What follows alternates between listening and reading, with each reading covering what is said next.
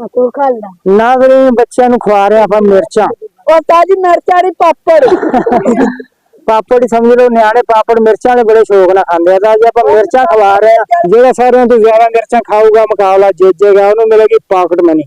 बच्चे पापड़ भी मिर्चा ने बड़े शौक ना खाते हैं। तो अज देखते हैं बच्चे किनिया किनिया मिर्चा खाते हैं। सब तो पहले खाएगा बच्चा दूसरे नंबर पे आ बच्चा एंड पे मिर्चा खाएगा। पहली मिर्च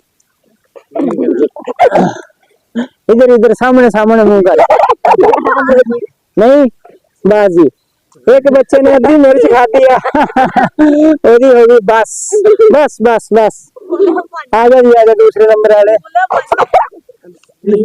दूसरे नंबर पे आ बच्चा मिर्च खा रहा है किसी फट जल्दी कर जल्दी अरमान है इसका नाम दूसरे नंबर पर ये मिर्च खा रहा है सामने सामने खाओ खाओ खाओ हाँ सारी मिर्च अंदर उससे तो जीत गया उन्हें आधी खाती सी सारी खा गया हो रहा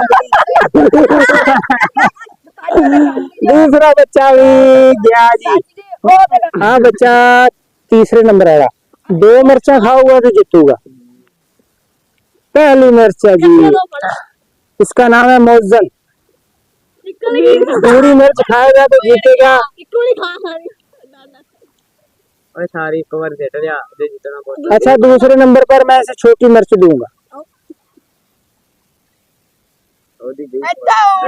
पहली मिर्च खा गया जी वाह जी वाह।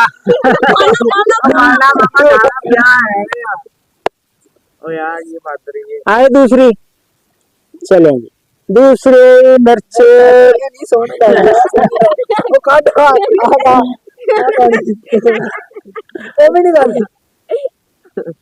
दो खा गया जी दो मिर्चें खा गया इतनी मिर्चें बच गई। अब ये हारने वाले को नाम देने भी पहली मिर्च खा के मुड़ के सुटती सी।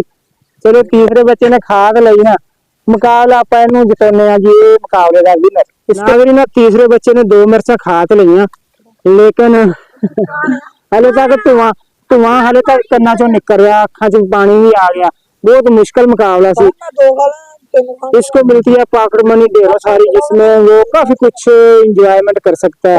तो वीडियो अच्छी लगी हो तो हमारे चैनल पीके लाजवाब को सब्सक्राइब कर दे वीडियो को लाइक कर दे। मिलते हैं अगली वीडियो में बाय बाय।